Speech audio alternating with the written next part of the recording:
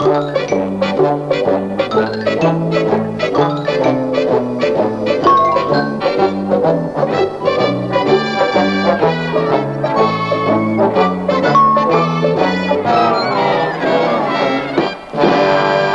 Velma, hold everything. I found a new mystery for us to explore. Great! What is it? It's called the Mystery God of the North Pole. Sorry to disappoint you, Shag, but that mystery was solved long ago. Who cracked that case? I don't know all the details, but a friend of mine does. Shaggy, meet my friend Tina, who's a whiz at history, geography, people, and mysteries. Hi, Tina. Tina, fill Shaggy in on the mystery god of the North Pole. I'll be glad to tell you what I know. Men attempted to get to the North Pole as far back as the year 1527. Many countries sent out explorers, but century after century, no one made it all the way. Hundreds died trying. I didn't know that, Tina.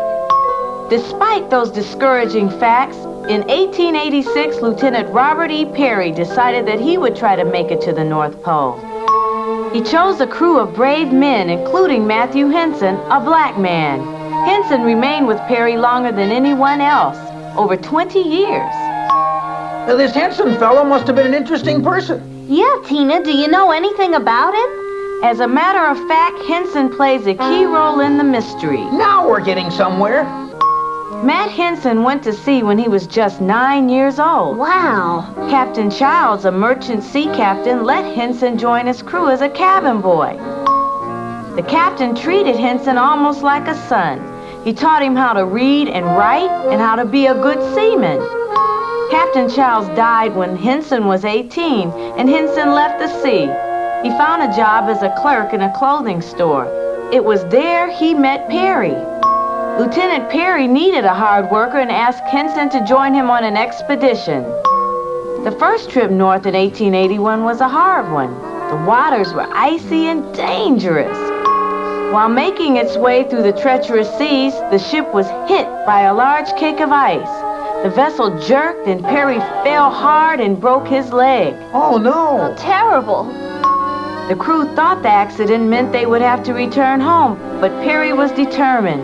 He told the crew that they would stay until his leg healed enough that they could make a trip across the ice. During the wait, Henson made friends with the Eskimos.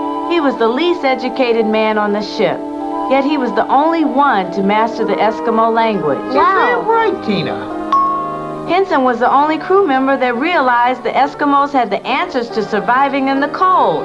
They showed him how to build an igloo. The women taught Henson how they made their warm fur clothing. They stretched the fur with their teeth before sewing it. Boy, I wouldn't like doing that. They showed him how to drive a team of dogs, which isn't as easy as it looks. I'll bet. We could ask Scoob. He would know. They taught him that frostbite could be alleviated by placing the affected area against the flesh of another person. The Eskimos honored Henson by letting him adopt a little Eskimo boy. Henson taught his little boy how to read and write. That's very important. Peary was able to use the knowledge that Henson had gained from the Eskimos. He put Henson in charge of making the sledges that were needed to explore Greenland. Peary and Henson's second trip north was very important. Peary learned that Greenland was an island that did not run clear to the pole. Before accomplishing his goal, Peary had to return several more times to the north. Each trip he took his valuable assistant. Peary relied upon Henson to be his spokesman with the Eskimos. Sort of a diplomat, huh? But the Eskimos were afraid to make the trip to the pole. Why? Well, I'll bet I know. They were afraid of the mystery god. Right. The Eskimos believed there was an evil mystery god at the North Pole who would kill anybody who came on his property. Peary couldn't even use presents to get the Eskimos to go. Finally, he asked Henson to try and talk the Eskimos into joining him. But what could he say, Tina? Maybe there really was a mean god up there. Henson just told the Eskimos not to worry, that Peary could deal with any problems. That was smart. He didn't try to talk the Eskimos out of their god. Was Peary able to overcome the mystery god? Hold on, I'm coming to that. For 18 years, Perry and Henson kept trying to make it to the North Pole. Oh boy, do you think it was really worth it? They knew it was. In 1908, they set sail on what was to be their last voyage north. On this last trip, they were more prepared than ever. They had plenty of provisions and the best crew possible. But there was something else that made it almost unbearably exciting. Oh boy, what is it? None of the 7 crew members knew who would be chosen to join Perry on the last leg to the pole. They didn't. Each was to be in command of 2 Eskimos and 24 dogs, plus enough food to feed the entire 7 parties for 5 days. Only 5 days. Everyone started out together. I'd be scared. One party at a time would feed the rest and then return to camp. Perry would send back the weakest man.